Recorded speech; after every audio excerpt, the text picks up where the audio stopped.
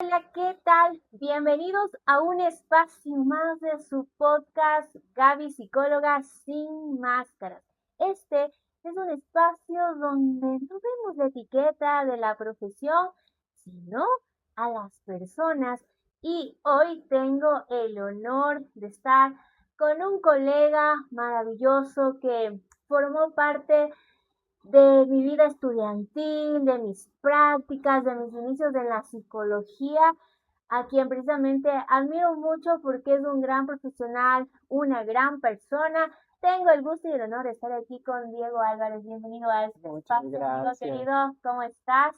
Todo muy bien, muchas gracias por esa presentación. Ya todo el mundo sabe que contribuí en tu proyecto educativo, entonces deben estar calculando nuestras edades por ahí, más Sí, o menos. ¿no es cierto? ¿Cómo? ¿Qué Ya pasa? cuántos años pasaron de eso.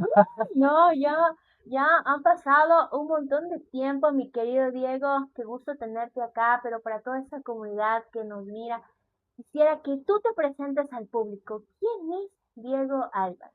A ver, ¿quién soy? Buena pregunta, es una pregunta hasta existencialista a veces. A ver, vamos a hacer como un resumen primero. Eh, Ay, no saludé, hola.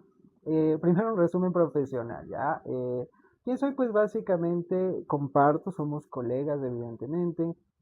Me he dedicado a muchas cosas en mi vida que creo que es un poco también de lo que hablaremos el día de hoy, de varias cosas. Me dediqué en general al tema del activismo por las diversidades sexogenéricas.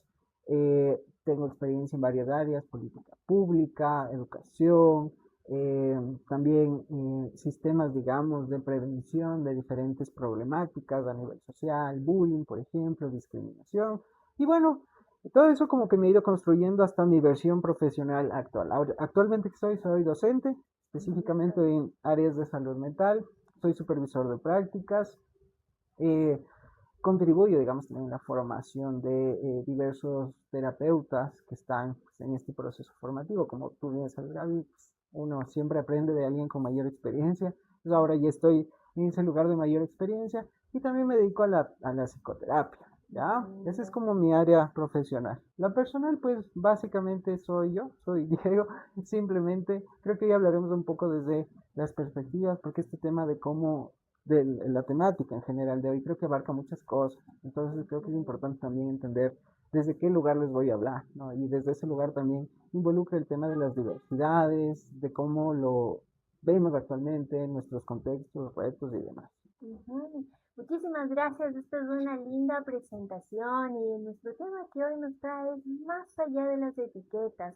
Vamos a hablar de diversidad, de derechos humanos, de todo aquello que compete a muchas cosas. Tenemos un mes que comparto contigo que es muy bonito porque es la representación de muchas luchas, de muchas cosas, que gente, creo yo, que en su mayoría por ese desconocimiento ha lastimado a muchas personas y es el mes de la diversidad, del orgullo, ¿no?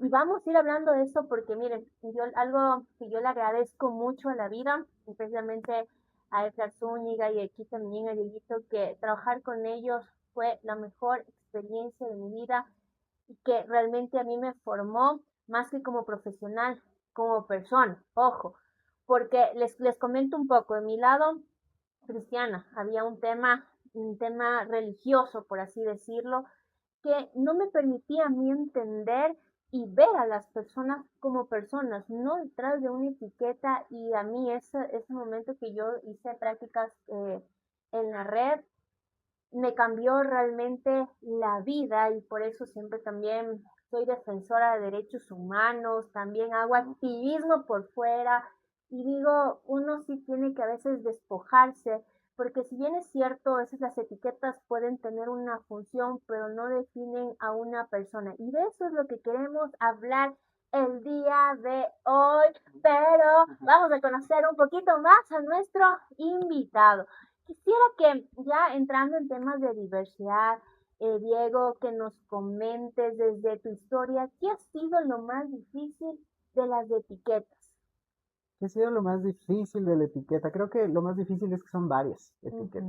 Ya, Ujú. entonces creo que si se puede dividir, perdón, mi vida y mis experiencias tiene que ver con eso, con cómo ir jugando con el tema de las etiquetas y también porque una etiqueta puede ser una jaula. Ya, y aquí sí, hablando del tema de estereotipos. Ya, creo que parte de la construcción identitaria que tengo tiene que ver con cómo vamos jugando con esas cosas. Por ejemplo, si hablamos de las etiquetas, evidentemente, vamos a hablar de cómo las diversidades sexogenéricas se basan, digamos, en poner etiquetas y no desde un sentido interno, aunque muchas veces sí pasa, que ya lo hablaremos un poco más adelante, porque los estereotipos tienden a introyectarse, por así decirlo, pero también, si se dan cuenta, el imaginario social sobre las personas de diversidad sexogenérica es bastante limitado y reducido, ¿ya? Y en esa medida creo que el hecho de que tenga esto hace que nos etiqueten de distintas formas. Ya, yo les voy a hablar como las etiquetas que estaban de moda en mi época, digamos, probablemente hayan cambiado, algunas se repitan. Y es más, personas que tengan más de edad que yo hayan sufrido otro tipo de etiquetamientos. Pues las que estaban en mi época era la primera, el tema de usar el término marica y demás, ajá, como una forma de insulto, ya era lo más común y sobre todo si no correspondía a los estereotipos de género masculino, que es súper común, ya. Entonces, creo que esas fueron las primeras etiquetas. Creo que parte de la construcción de una persona homosexual, en este caso, tiene que ver sobre todo con cómo vamos armando, lidiando con eso. Porque yo creo que al menos las personas que hemos vivenciado esta etiqueta, lo primero que solemos hacer es tratar de negar esa etiqueta. Es como anular esto. Yo hace mucho di un podcast sobre justamente cómo estas estructuras a veces anulan nuestra identidad y yo me acuerdo que usé una frase que decía, bueno, es como la muerte de Barney, ya es como las etiquetas o los estereotipos lo que hacen es encajarte y quitarte tus colores, ya, tus colores en general, porque luego te vuelves hipervigilante sobre ti mismo en función de que no se te note, ya, todo lo que te digo. Esto es la fase de colegio, digamos. Esas son las primeras. Creo que en la universidad tiene que ver con otro tipo de etiquetas, ya que ahí se involucran muchos aspectos, por ejemplo, la clase social a la que perteneces, cómo te ves vestido, Clasificación, ajá, ¿no? la clasificación básicamente. Y creo que en mi historia de vida, la universidad fue un momento en el cual pude empezar a negociar cómo era esto del etiquetado. Porque, por ejemplo, si le preguntas a una persona homofóbica, que hay muchas, creo que la percepción específicamente sobre un hombre gay casi siempre va a tender como a lo femenino, ¿ya? Y que no está mal para empezar. ¿Ya? Aquí no hacemos como hincapié en las masculinidades en ningún sentido, sobre todo estas masculinidades súper tóxicas, pero es como el imaginario social, lo cual deja de lado otras formas de expresión de. Y lo mismo pasa con mujeres trans, la mayoría de personas se las imagina como o ejerciendo el trabajo sexual, o a lo mejor en la calle, o con consumo de sustancias, o personas que transmiten infecciones de transmisión sexual, ese tipo de cuestiones. Entonces creo que parte de mi historia de vida ha sido asimilar la etiqueta, pero ya no desde este sentido de hay que huir de la etiqueta, no, sino más bien de más allá de la etiqueta que eres. Claro. Ya, o sea, ¿qué implica? Ya. ¿Qué implica hacer, no? Ajá, por Lo que ejemplo. pasa es que yo creo que también esa regla verbal no nos encaja, ¿no? Hay que ver también el peso que puede tener, quizás ahora teniendo la oportunidad de un poco más de conocimiento, de habernos formado, quizás también desmontamos, ¿no? Porque a veces uno también empieza a naturalizar y a normalizar, y lo hablo desde mi condición, o sea, el hecho de ser mujer, madre soltera, y también tengo esas etiquetas. Ejemplo, a mí algo que yo viví dentro de esta etiqueta cuando yo fui mamá a los 18 años, de que automáticamente esta etiqueta y este estereotipo así es una machona, es fácil, por loca le pasó eso. Y digo, la verdad no es de eso, porque esa sola etiqueta no era la que también pesaba, sino luego la etiqueta social y cómo te observan del molde, de cómo tú tienes que asemejarte a esa etiqueta, sobre todo cómo tenía que ser mamá. Yo, déjenme decirles que a mis 18 años no sabía qué era eso. Yo en el camino fui aprendiendo con ensayos y errores y yo vivía peleada con la norma porque sí era un peso para mí, porque ahora lo entiendo, digo, yo hacía lo mejor que podía, pero siempre había alguien, no sé si por bien hacer o mal hacer o desconocimiento, que me vivía juzgando mi maternidad, por ejemplo. Exacto. Entonces, si te das cuenta, la sociedad hace etiquetas para todo ya. Ese es el núcleo de esto, Ajá. ¿ya? Ahora, ¿qué trabajo creo que sí es muy personal? Y a la gente que escuchan también les invito a hacer este trabajo, es uno cuestionar si la etiqueta que tienes va fin con tu identidad, porque no necesariamente tiene que Ujú. suceder eso. Por ejemplo, en mi caso, ¿cuál es mi construcción de masculinidad? Creo que es una masculinidad en la cual puedo asumir el etiquetado de algunas cosas, pero otras definitivamente no van conmigo. Pero voy a Claro. decir las que podría asumir. El tema a lo mejor de la fortaleza, que no necesariamente es que sea, está en el polo de lo masculino, pero la gente lo asocia, por eso lo menciona así. A lo mejor este tema de la vestimenta, porque adquirimos roles, estereotipos y expresiones de género, entonces sí, yo me siento muy a gusto, así, eh, pero ¿cuáles siento que no van con este tema de la masculinidad excesiva? Siento que Ujú. ahora que ya tengo 31 años y también parte de mi construcción identitaria y cuando nos conocimos, cuando trabajamos en la red, creo que uno de los grandes compromisos conmigo mismo fue ir viendo en qué punto te puedes sentir a gusto contigo mismo. Porque para las personas que nos ven, si alguna vez has recibido alguna forma de violencia que se ajuste netamente a tu identidad, por ejemplo, te acosaron por ser lesbiana, te acosaron por ser bisexual, por ser trans, por ser gay, cualquier forma de diversidad, generalmente tu identidad queda anulada. Y luego te toca hacer el trabajo de ir uniendo las partes de tu identidad. Y yo creo que el punto final es cuando tú ya estás a gusto con tu identidad. Entonces yo, por ejemplo, ahora hago una introspección y digo, no, yo me siento muy a gusto con mi identidad. No me considero una persona 100% masculina, jamás.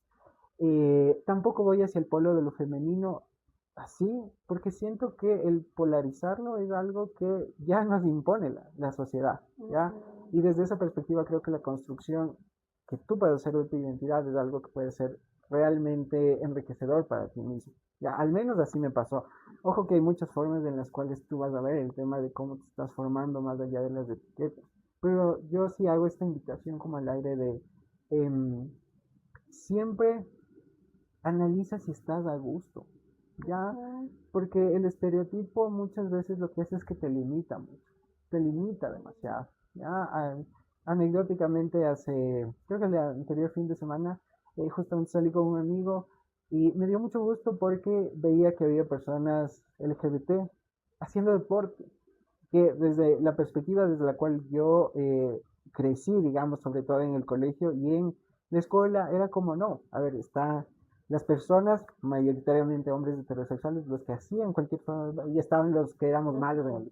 el ya, Ujú. entonces creo que es una forma en la cual se rompe una etiqueta y que es válida, porque creo que integra aspectos más allá del pensarte, uy, no, como soy LGBT no puedo jugar deporte, no, capaz si me has encontrado el que es afín para ti, ya, Ujú. y si no, al final de esa exploración descubres que no te gusta, chévere, pero al menos te diste la oportunidad de descubrir. Y creo que cuestionar la etiqueta te permite eso, descubrir cosas, porque si no, siempre vas a estar o huyendo la etiqueta o encajándote en una jaula que no sé si sea lo que realmente una persona quiere. Claro, y yo creo que ahí más bien incluiríamos lo que es el autoconocimiento, o Ujú, sea, qué es lo que yo quiero, como tú decías, con qué cosas realmente yo me siento cómoda, me siento cómoda, y qué de otras cosas también descarto, ¿no? Yo hablaba a veces analógicamente, a veces uno decide quedarse con aquello que le corta, y aunque ve que le está cortando, sigue utilizando esta, no sé, esta pulsera apretada y que me corta, y sin embargo también me puedo quedar quizás en esa comodidad y sobre todo también ese miedo, ¿no? Porque la sociedad es cruel y a veces también tiene formas de ser tan crueles que digo que extingue cierta parte de nosotros y a veces uno encerrados en un rincón también sufre por estas cosas y también se lamenta desde varios espacios. Entonces ahí tú, por ejemplo, para alguien que se siente, porque en un mundo heteronormado, todo aquello que se sale de la norma definitivamente es raro, llama la atención, que es algo que no debería ser así. Pero basándonos en eso, en alguien que empieza a descubrirse y a sentirse diferente a lo heteronormado, ¿cuál sería tu recomendación? Yo creo que siempre hay que pasar por un proceso de análisis personal, le llaman. Creo que es el Ujú. primer paso.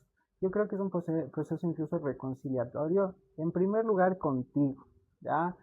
Esto creo que es transversal a la edad, ¿ya? Porque Ujú. capaz de hay personas, jóvenes principalmente, que salir del closet no es tan complejo, sobre todo porque digamos, las generaciones van cambiando. Claro. Eso lo vemos. Ya, si le preguntas a alguien que nació antes del 95, salir del closet era penado por la ley. Entonces, Ujú. no era solo un ejercicio complejo, por así decirlo, con tu familia, sino que era un delito. ¿Ya? Entonces, creo que eso cambia las cosmovisiones en general de cada rango etario, ¿no? Pero creo que hay algo que sí se repite y creo que es un ejercicio de reconciliación contigo mismo. Primero es asumir quién tú eres, Exacto. ¿ya? Eh, asumir tu identidad, pero no tanto desde el reproche, porque Ujú. finalmente creo que la comunicación que uno hace a los demás, por ejemplo, cuando sales del closet, que hay un ensayo muy bonito que leí una vez que decía, las personas LGBT siempre están saliendo del closet, porque todos los espacios se ajustan como a la heteronormatividad, aunque bueno, cada vez me da más gusto que la gente ya no pregunte por tu novio, ¿no? Sino pareja, me parece como Ujú. más neutral y más abierto, pero no deja de suceder eso, Claro. ¿ya?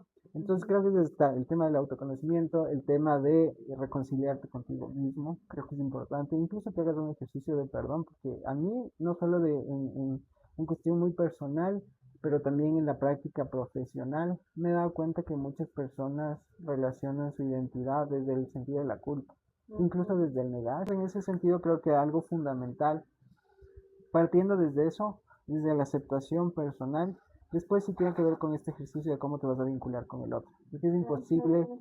que te aísles en función de, bueno, es que nadie me acepta, capaz de tu núcleo no, pero sí puedes encontrar, yo creo que cuando te das la oportunidad, te das cuenta que el mundo es mucho más amplio, Ujú. ¿ya? Y puede ser más llevadero todo. Y esto, perdón que hable por el resto de diversidades, pero a lo mejor puede aplicarse para distintos contextos. Una cuestión que yo hice en la universidad fue hacer un amiguito gay, Ujú. que todavía seguimos siendo amigos. Es que, de hecho, al inicio ni nos llevamos, ni nos Ya, topábamos. ya. Pero yo al principio incluso le decía, eres como mi guía como espiritual.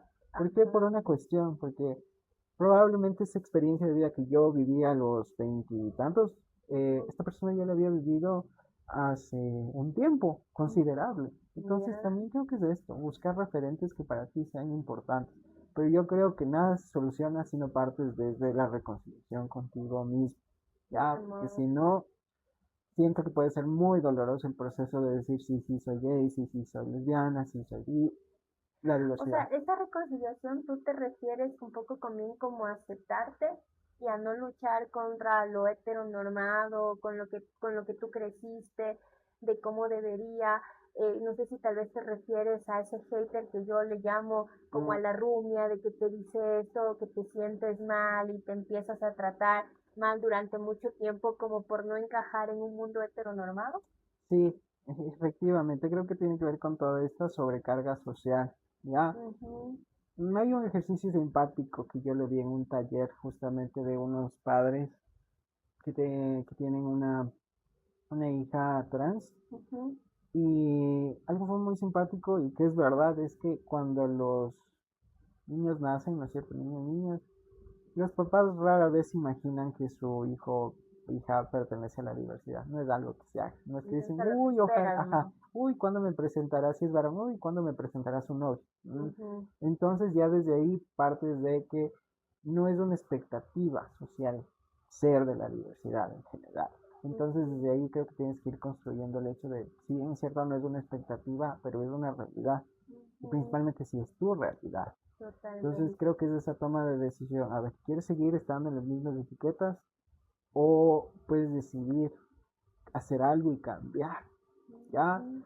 Eh, capaz yo hablo mucho desde el privilegio también, porque habrá personas que me digan, no sé, yo ya cumplí 50, entonces ya va a estar un poco complejo, o soy menor de edad y no puedo hacerlo porque mis papás me botan de la casa, pero al menos sí puede ser la primera parte que te comenté, que es reconciliarte contigo mismo. Reconciliarte, Ujú. sí, también digo ese reconciliarte de diálogo, de ese trato que tienes hacia ti. Pero yo creo que también es importante no dejar de lado la historia, ¿no? ¿De dónde parte esto? ¿Qué pasaba antes con las personas de la diversidad genérica, perdón? ¿Cuáles son esos mitos? ¿Cuáles son esos estereotipos que pese que ahora ya se habla de derechos, que ya se habla de espacios de inclusión, que de cierta manera se ha luchado mucho con esto. ¿Qué ha pasado antes de llegar a eso? Porque por trabajo falta mucho, sin embargo, yo creo que es importante no dejar de lado esa historia. Históricamente, como digamos que nosotros hemos tenido diversos momentos. Ya Ujú, históricamente, pues a lo mejor incluso desde la consideración de que o teníamos un problema mental, ¿no es cierto? ujú, Bueno, antes de eso era el tema muy judicializado, ¿no es cierto? Todo, sí, si se dan cuenta toda la historia de varios países, principalmente aquellos que tienen corrientes o están muy afines a una forma de creencia, que ojo, respetamos toda forma de creencia, sin embargo, no hay que negar el componente histórico que tiene el tema de determinadas formas de fe cuando se hacen estructuras de gobierno, sobre todo, que empiezan a judicializar todo aquello que irrumpe a la norma, ¿no es cierto?, al ujú, status quo. Entonces, claro, históricamente hay que comprender que éramos criminales, ¿ya? ujú, En el Ecuador hasta el año del 95, que también quiero recoger el cómo se hace este tema de la despenalización. Básicamente es un movimiento que inicia en Cuenca y que básicamente tiene que ver con cómo las mujeres trans, porque creo que también parte de nuestra realidad actual es no conocer nuestras raíces. Las mujeres trans básicamente lo que empiezan a hacer es una revuelta sobre qué es lo que pasaba en esa época, cuando habían estos carros, digamos, donde te montaban los militares. Tomemos en cuenta que estamos en un momento social donde la Guerra Fría estaba estableciendo determinadas conductas y patrones en Latinoamérica en general, que tampoco ujú, me quiero meter por el tema político, pero sí hay que reconocer el momento histórico, y eso hacía que muchas veces las personas, principalmente las que eran más visibles, en este caso las mujeres trans, fueran maltratadas, humilladas, abusadas. Todavía hay un grupo de personas que son la nueva cochinilla que están esperando, digamos, demandaron el Estado ecuatoriano justamente por toda esa violación de derechos humanos. ¿Qué es lo que ujú, pasa? Se dan cuenta que es algo que no debería pasar. ¿Por qué? Porque de cierta forma son normativas legales que ya no se ajustaban a la realidad. Entonces, ¿qué es lo que sucede? Empiezan a hacer una revuelta, un acto de resistencia, por eso para mí es muy importante los actos de resistencia. Eh, ¿Y qué es lo que sucede más adelante? Pues que se consigue mediante Corte Constitucional la despenalización de la homosexualidad, ¿ya? Y en ese sentido creo que uno les debemos mucho a esas personas, ¿ya? Principalmente esto lo digo por las personas jóvenes que a lo mejor no no conocen. conocen esa historia. Ajá, y sobre todo porque actualmente hay determinados cambios sociales que hacen que luego empiecen como personas, a lo mejor gays o lesbianas, empezar a minimizar a las personas trans, porque eso pasa también cuando introyectas etiquetas, entonces luego dices, O no, es que cuando ya sé. endiosas tu etiqueta también, Ajá, ¿no? ajá, o cuando te crees que, digamos, hay estándares en medio de ser LGBT. Ya, para la gente conservadora y radical y LGBTfóbica no hay estándar. ¿Ya? Creo que es Ujú, una nube que debemos romper bajarnos y también. romper, ¿ya? Pero pasa eso.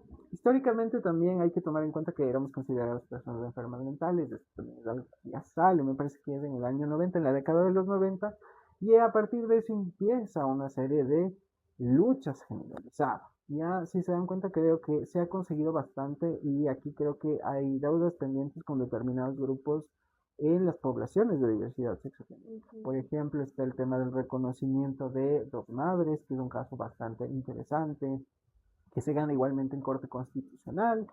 Eh, Está el caso de el matrimonio civil igualitario, que se aprueba en el 2019 mediante Corte Constitucional.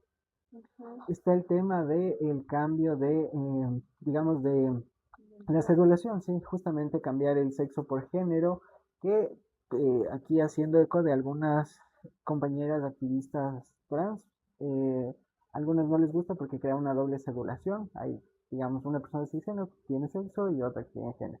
Que sí, creo que es cuestionable. Dudas, igual, deudas pendientes, cuotas laborales trans, yo creo que a la comunidad trans le debemos mucho y que Demasiado. no está contemplado. Justo estaba revisando unos datos antes de venir acá, porque ya salió justamente la última encuesta sobre calidad de vida de poblaciones sexogenéricas del año pasado, del 2025, y veo muchas cosas bastante interesantes.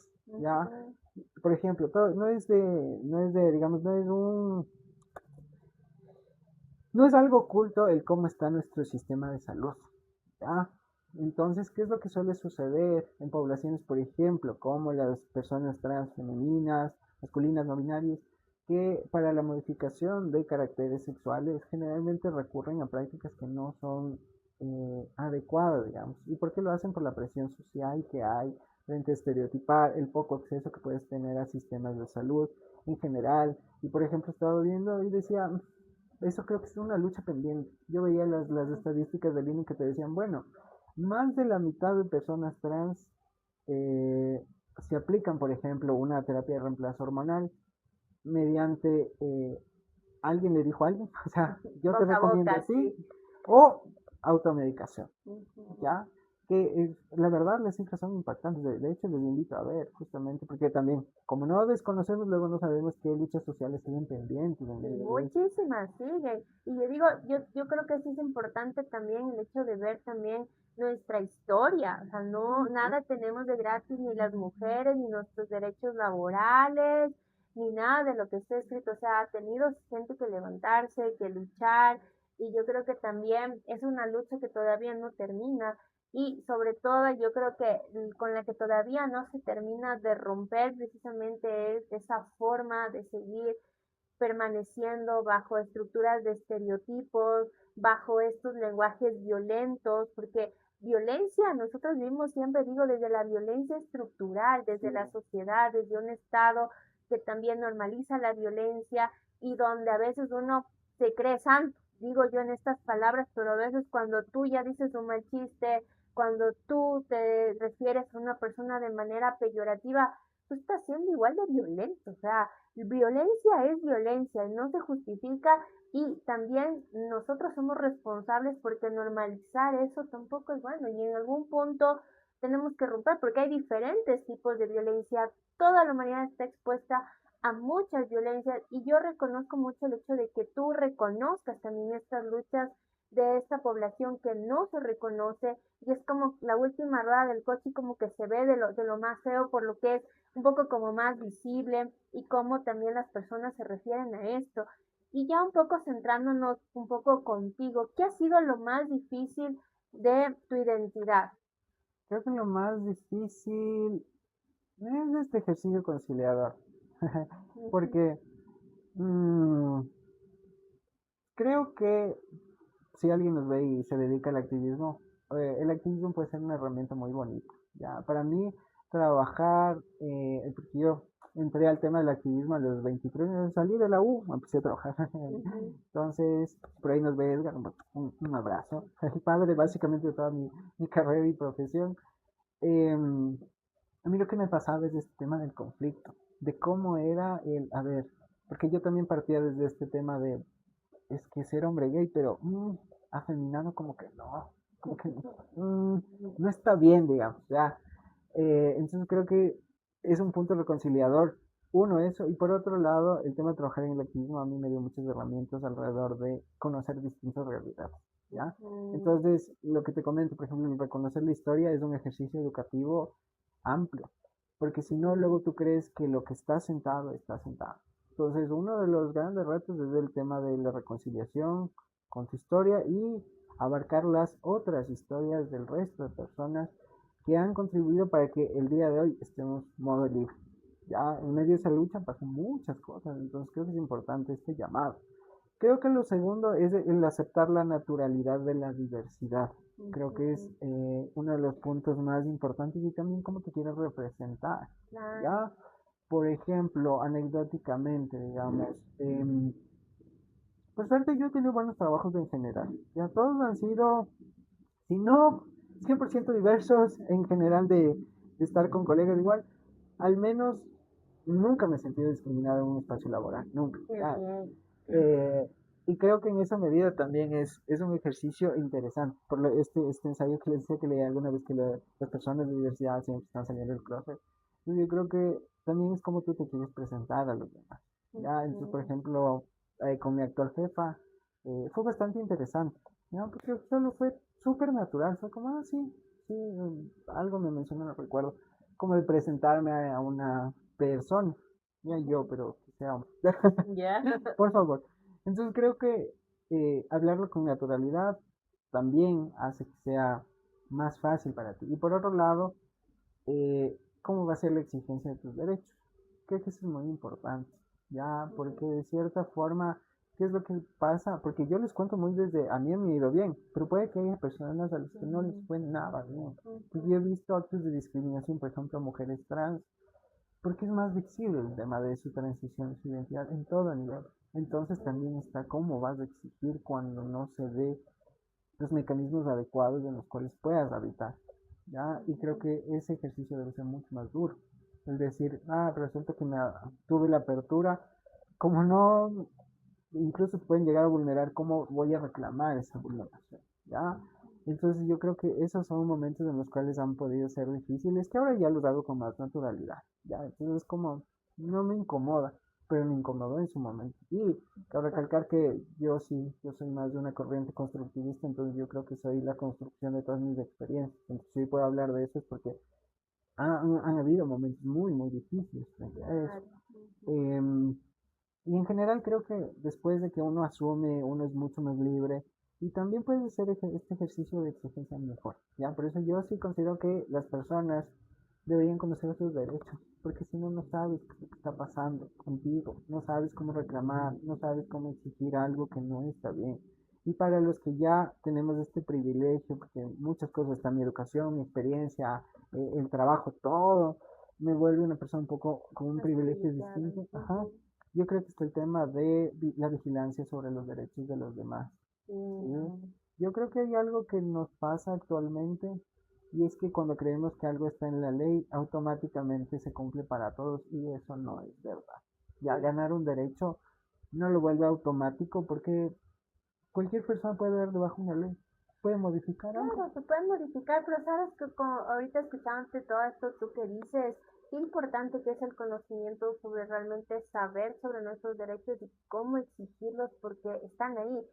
Yo no es más, escuchaba mucho el tema de derechos, el enfoque de derechos, no es sino hace un par de años donde realmente me incursioné un poco más, entendí cuando también los ejercía y cuando también los exigía porque yo decía antes, no sé, un ejemplo así un poco random, iba a un espacio, sabía que tenía mi derecho a la información y casi casi yo rogaba por información, ay, qué gracias, y yo sentía que me estaban haciendo un favor, qué lindo, y digo, no me están haciendo ningún favor porque esto es mi derecho al acceso a la información. Entonces, cuando uno tiene este desconocimiento, va como que si a uno le tienen que hacer un favor. Y si uno va y lo pide así, le estás dando también ese poder a la otra persona de quizás no quererte ayudar y no, y punto, y negarte y ponerle como en ese ejercicio de poder. Pero cuando tienes ese conocimiento sobre tu derecho, sobre el por qué tú lo exiges, cambias de rol y también cambias de esa posición un poco más como de sumisión. Ay, yo antes decía, ay, sí, te me están haciendo un favor, hasta que una vez alguien me dijo, loco, no te están haciendo ningún favor, tu derecho, punto. Yo, oh. Ya, Y claro, ¿no? A pesar de que uno está como aprendiendo es psicólogo y se va formando, no siempre logra tener todo ese conocimiento y ahí digo, es importante también empoderar y para quienes tenemos este privilegio de conocer también replicarlo. Yo creo que exacto. eso también es una manera de hacer activismo, es una manera también de hacer política, o sea, desde tu conocimiento también replicarlo a otras personas y no ser egoístas con el conocimiento. Exacto, yo creo que algo trascendental en la vida en general, creo que es justo lo que estamos hablando antes de entrar al podcast, es este tema de cómo la individualidad puede afectarnos ya, porque evolutivamente somos seres gregarios, ¿ya? Entonces, justo esa clase les daba hoy, esta semana mis alumnos. Y por otro lado está el tema de formar vínculos de comunidad, porque cuando se nos ofrece la individualidad excesiva como una meta, eh, ¿qué vas a hacer con el resto de cosas que no sabes?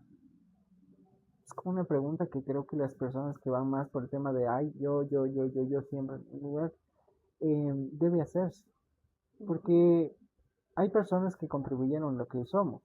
Como te decía, ya lo vimos que este recorrido histórico, hay muchas personas que lucharon, fueron vejadas incluso, que hacen que hoy personas diversas podamos ocupar estos espacios sin que nos vengan a meter a la cárcel. Y ¿Ya? hablarlo. Exacto, y hablarlo, y lo vamos a, se está transmitiendo, entonces eso tuvo un precio, ¿ya? Y parte de honrar toda esta historia, creo que es que puedas ayudar a quien no lo sabe, quien lo necesita. Porque si no, se vuelve un ejercicio muy egoísta y el conocimiento que no trasciende, que no se transmite, es un conocimiento que se elimina. Entonces que con tu anécdota de antes pedía como de por favor, me recordé porque también fui docente de bioética y medio de esos veíamos la ley de uso de datos personales, algo así, no me acuerdo. Y parte de la ley, por ejemplo, que te dice sobre la exigencia de cuando quieres una historia clínica, ahí como la ley es tan explícita que dice, bueno, el establecimiento tiene 24 horas para darte tu historia clínica completa porque tú das. Si es un caso de emergencia debe ser inmediato, ¿ya? Entonces de algo tan básico que todo el mundo usa sistemas de salud, si se dan cuenta, no es algo que apliquemos. Ahora imagínense cuestiones más grandes. Por ejemplo, ¿qué pasa si me exigen una prueba de VIH para darme un trabajo, por ejemplo?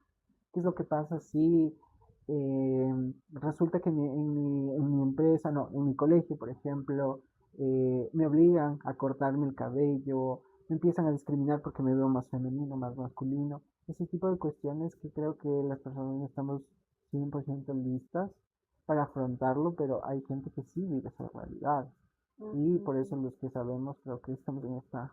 Incluso le llamaría una obligación Sí, sí, transmitir yo el creo que sí, conocimiento. y la verdad, como te digo, eso también es una forma, digo yo, de hacer activismo. Yo, cada quien desde su trinchera podemos seguir precisamente aportando. Y bueno, con todo este bagaje y este recorrido y este aprendizaje, dime tres cosas de las cuales todavía mantienes desde tus inicios hasta la actualidad, o ya se modificaron todas.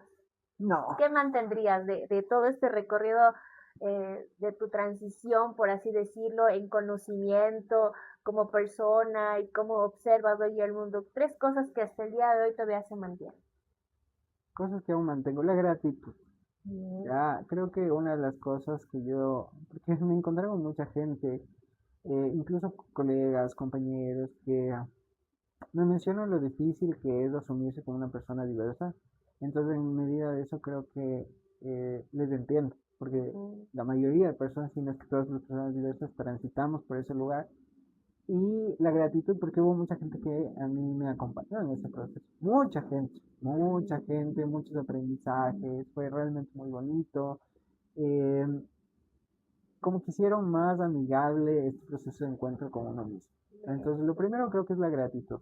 Yo soy transversal en eso. Creo que así ya no tengas vínculos con esas personas, pero tú, La gratitud está presente porque la se materializa en cada vez que lo cuentas en tu historia, recuerdas ajá, quienes estuvieron ahí. recuerdas, asimilas y también dices, espero que le vaya bien en la vida, porque gracias a esa persona a mí me está yendo, al menos en ese aspecto de la vida, bien. Mm.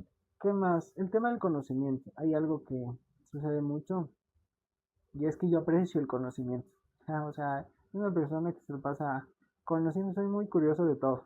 Bien. Y yo creo que incluso los procesos de aprendizaje que he tenido me sirven ahora. Ya, porque si debo confesar algo, yo creo que en algún punto, hablando del tema de los activismos, en algún punto sí te cansas porque te das cuenta que el mundo puede ser un lugar malo. Ya, al menos esa era mi perspectiva cuando dejé el activismo como tal, porque sí te das cuenta que pasan unas cosas horribles. Ya, a veces el mundo puede ser un lugar muy cruel, la gente puede Sí. hacer cosas muy malas. Ujú.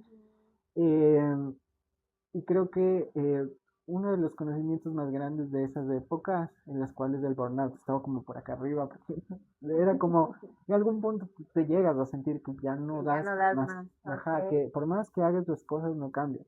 Pero a mí me pasaron eventos particulares que me hacen adorar ese tema del conocimiento. Uno, que me di cuenta de la capacidad de agencia de las personas. Ya, las personas, a pesar de sus vivencias, sobreviven. Y para los que son psicólogos, Entonces, continuamos. continuando con el segundo punto, uno, aprendí mucho, o sea, creo que la capacidad de transmisión que tienen nuestros consultantes y en general los usuarios, si te dedicas al tema del activismo, su capacidad de agencia, creo que es fundamental. Ujú. O sea, no puedo creer que personas que han vivido ese tipo de situaciones quieran sobrevivir y busquen ayuda. Entonces creo que esa capacidad es algo que aprendí, que me dejó un conocimiento trascendental. Ya, Bien. yo también puedo. entre las situaciones sí hay más desbalance, pero pues el conocimiento es poder, como bien lo dicen. Sí, evidentemente sí. Y la tercera cosa, creo que está el tema de serte leal a ti mismo. Yo creo que es muy importante. Ya, esto ya, sin que seas de la diversidad o no, seas heterosexual, X. Creo que un compromiso es serte leal. O sea, porque las cosas, digamos, para las personas que pertenecemos a grupos minoritarios, es más difícil, ¿ya? Y en medio de eso tienes que buscar la forma de cómo no te vas a olvidar de ti mismo, qué vas a hacer de ti para ti, cómo vas a enfrentar el mundo. Pero yo creo que en varias personas van a vivir este encuentro de, a ver, estoy siendo leal a mí mismo, estoy cumpliendo sí o no, qué es lo que está pasando. Y creo que eso es como lo que no ha cambiado. Creo que a pesar de todo, a pesar de todas mis vivencias, bullying, todo lo que tú quieras, es algo que sigue estando ahí. Ahora con mayor presencia. Ya, si te Claro, puedo ser pero lo sincero. reconoces, ¿no? Quizás Ajá, también va cambiando, ¿no? Pero sí. un poco también, como tú dices, se mantiene este sentido de agencia, un poco quizás también esta resiliencia, las personas a pesar de haber vivido cosas tan duras, tan difíciles, se han puesto al frente de muchas cosas y son como ese modelo a seguir. Lo otro que también tú nos dices de esta lealtad con uno mismo. Yo siempre digo, nosotros creo que somos, y me incluyo en esto, en algún punto nos perdemos a nosotros y somos pocos leales cuando somos los que nos acompañamos y estamos todo el tiempo. Oye, sí, qué lindo lo que dices. Creo que falta una tercera cosa. ¿Qué te diré? Mucho ojo con el tema de la lealtad, ¿no? Por Porque favor. luego puedes caer en prácticas individualistas, ¿no? La lealtad contigo mismo te ayuda a vincularte de mejor forma y no a que te dejes de vincular con el otro. ¿Y qué más te puedo mencionar? Creo que está, aparte de todo eso, creo que lo trascendental es de este grupo. Yo por suerte, yo a veces incluso no tiende a clasificar a los amigos por sus orientaciones. También mi amigo heterosexual, un saludito.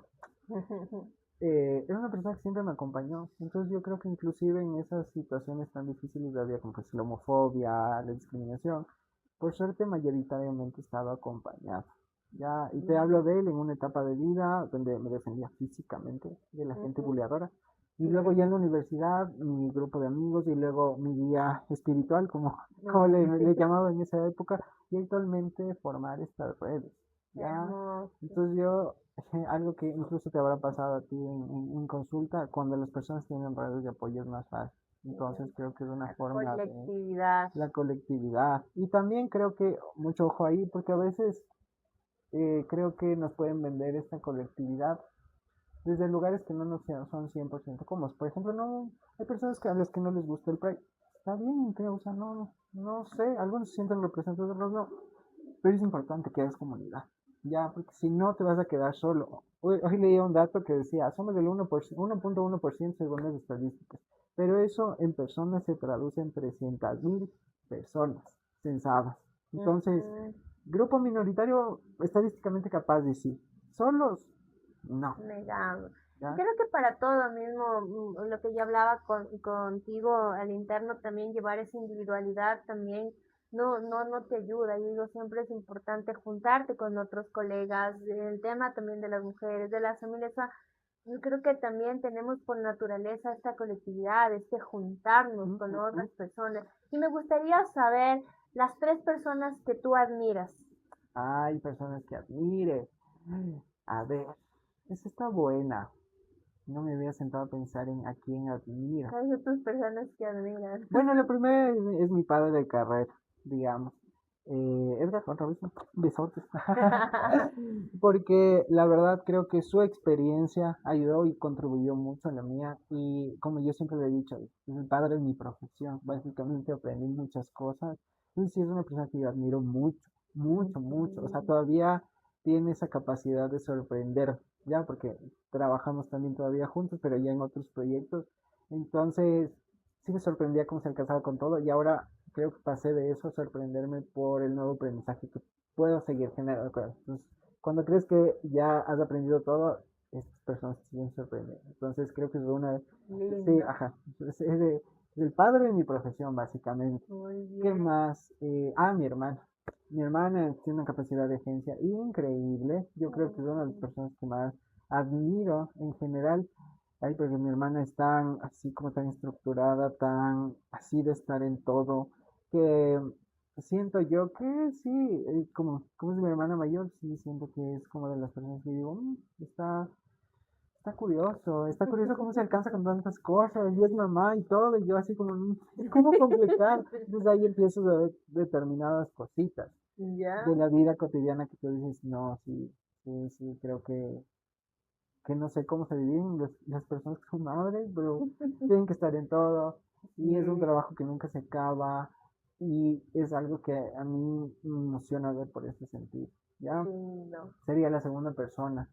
Y la tercera, capaz si tengo dos amigos ahí ocupando ese lugar. Ya, mi guía espiritual, bueno, ya no es mi guía espiritual, pero sigue siendo un guía en la vida por esta capacidad tan hermosa de lograr contener mi neurosis.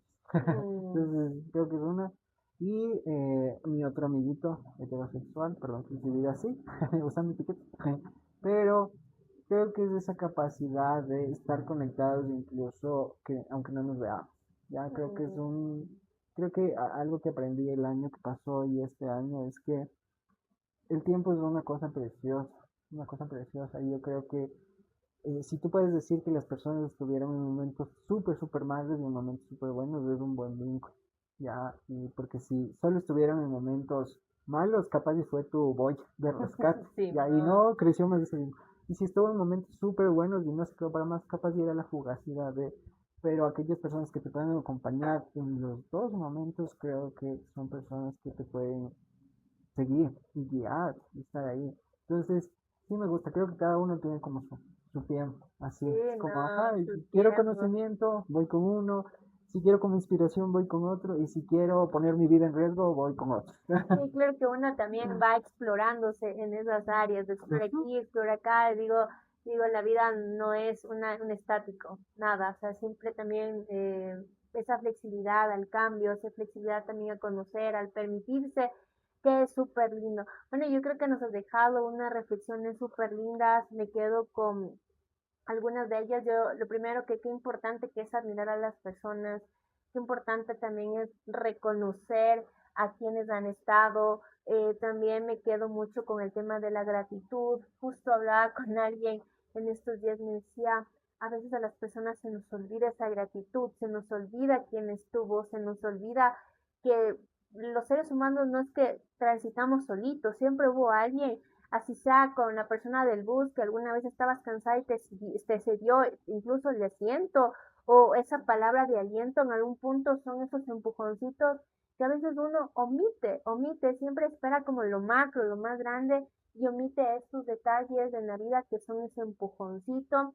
Y también me quedo mucho con el tema del conocimiento. El conocimiento tiene ese poder también de transformarnos a nosotros, porque eso es el autoconocimiento, pero desde esos recursos también ese conocimiento que puede trascender, que puede replicarse y por el cual también podemos seguir haciendo activismo y política desde cualquier espacio y sobre todo ser fieles a lo que crees, ser fieles a lo que crees y ser fiel también a ti mismo. No sé qué más le añadirías a esto porque ya estamos en nuestros minutos finales. A ver, para finalizar, quiero nombrar algo que tuvo, recoger algo de que mencionaste y es el tema del activismo. Ya, yo por ejemplo ya dejé de ser un activista visible, pero también una reflexión que me llevé mucho de todo esto del burnout, de cómo tuve que salir del tema del activismo, estaba quemado, ya no daba más, y de este proceso reconciliatorio conmigo mismo, es que capaz si no te das cuenta, pero estás haciendo activismo en cada momento,